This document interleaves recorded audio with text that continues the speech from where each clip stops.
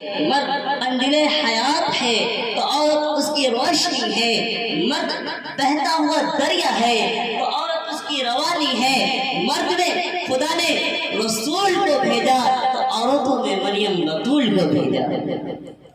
دوستوں اور امت محمدیہ کے دھڑکتے دلوں، لیکن اتنی عظمتوں کے باوجود دنیا نے عورتوں کو رسوائی کے سیاہ کیا دیا؟ تہذیب و تمدن کے دعویٰ کرنے والوں نے بھی وہی بہیمانہ سلوک کیا جو ایک بھیڑیا بے جوان کتے کے ساتھ کرتا ہے۔ اس لیے کسی نے کہا عورت زہر کی پڑیا ہے، کسی نے کہا عورت ایک رات کی خوشبو ہے، کسی نے کہا عورت عائشہ کے نفسانی مٹانے کا ذریعہ ہے، کسی نے کہا عورت کانٹوں کا بستر ہے، کسی نے کہا عورت کٹووں کی دھول ہے۔ مگر دوستو ہوش سے کام لو، اسلام و پاک و صاف مذہب کے عالم بردار، دونوں جہاں کے سردار، آمنہ کے لال، عبداللہ کے لٹے جگر، بنو قریش کے چمکتے دمکتے سورج، جناب محمد رسول اللہ صلی اللہ علیہ وسلم نے فرمایا، ارے نادانو، عورت زہر کی پڑیا نہیں، عورت ایک رات کی خوشبو نہیں، عورت خواہشات نفسانی مٹانے کا ذریعہ نہیں، عورت استعمال کر کے پھینک دینے والی چیز نہیں، بلکہ عورت جنت کا پھول ہے، بلکہ عورت شوہر کی خدمت کرنے والی سچی تصویر ہے۔ عورت مرد کے لیے لباسوں میں باحیا عمدہ لباس ہے، جس کو قرآن نے صاف طور سے بیان کیا، ہن لباس لکم وانتم لباس لہن۔ عورت تمہارا لباس ہے اور تم اس کے لباس ہو۔ کہاں ہے دامن اسلام پر کیچڑ اچھالنے والے؟ کہاں ہے تعصب کا چشمہ لگا کر اسلام کا جلوہ دکھانے والے؟ کہاں ہے مقدس مذہب اسلام کے بارے میں یہ افسوس دردناک بات کہنے والے کہ اسلام نے عورتوں کو حقوق کو پامال کر دیا، اسلام نے عورتوں کے قدر میں مجبوری کی بیڑی ہٹا دی ہے، عورتوں کو گھٹ گھٹ کے مرنے کے لیے چھوڑ دیا ہے۔ ارے آواز اٹھانے والوں، ذرا تم یہ بتاؤ کہ وہ کون ہے؟ ارے آواز لگانے والوں، ذرا آواز کو معقول کرو اور کان کھول کر سنو کہ اسلام نے عورتوں کے حقوق کو تو ہرگز پامال نہیں کیا، اسلام نے بے آبرو کو آبرو عطا کی ہے، اسلام نے اجڑے ہوئے گھروں کو نہایت شان و شوکت سے بسایا ہے۔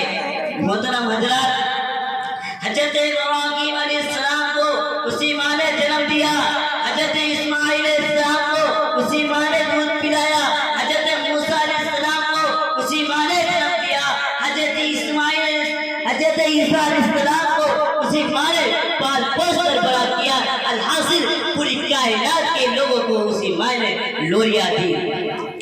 انبیاء کو دیکھیے اس کی گود میں، علماء کو دیکھیے اس کی گود میں، اولیاء کو دیکھیے اس کی گود میں، انبیاء کو دیکھیے اس کی گود میں، شہداء کو دیکھیے اس کی گود میں۔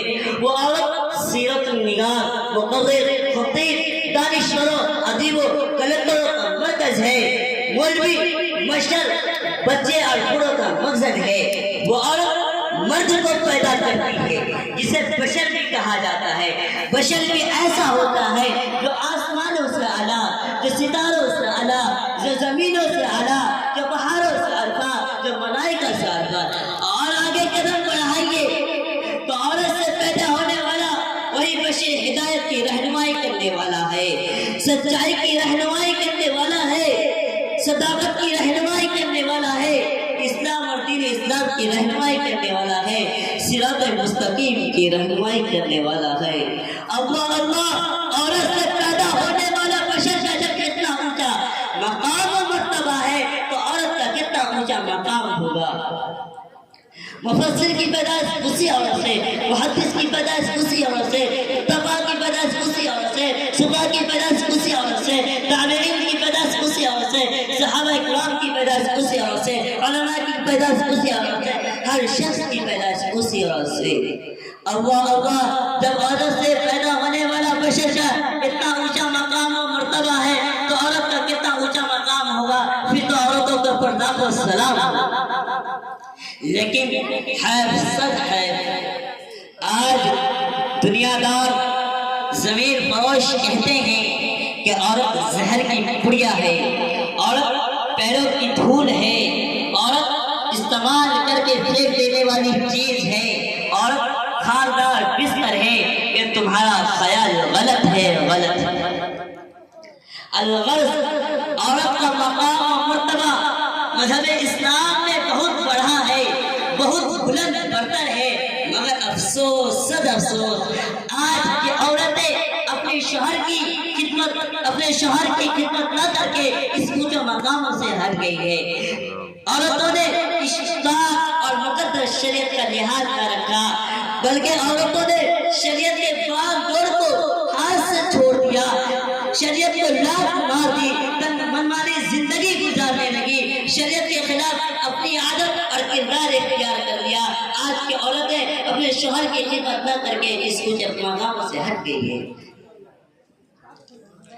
الغرض شریعت نے شوہر کی فرما برداری، عزت و خدمت میں اس بیوی کی تعریف فرمائی ہے۔ قرآن پاک میں اللہ تعالیٰ نے نیک اور بد عورتوں کے بارے میں فرمایا، چنانچہ فرمایا نیک عورت وہ ہے جو مرد کی حاکمیت کو تسلیم کر کے ان کی اطاعت کرے، ان کے مال کی حفاظت کرے، ان کے پیٹھ پیچھے بھی ان کی مال کی حفاظت کرتی رہے، یعنی اپنی عالمیت گھر کی مال کی حفاظت کرنی ضروری ہے، جو امور خانہ داری میں سب سے اہم ہے ان کو بجا لائے۔ وآخر دعوانا الحمدللہ رب العالمین۔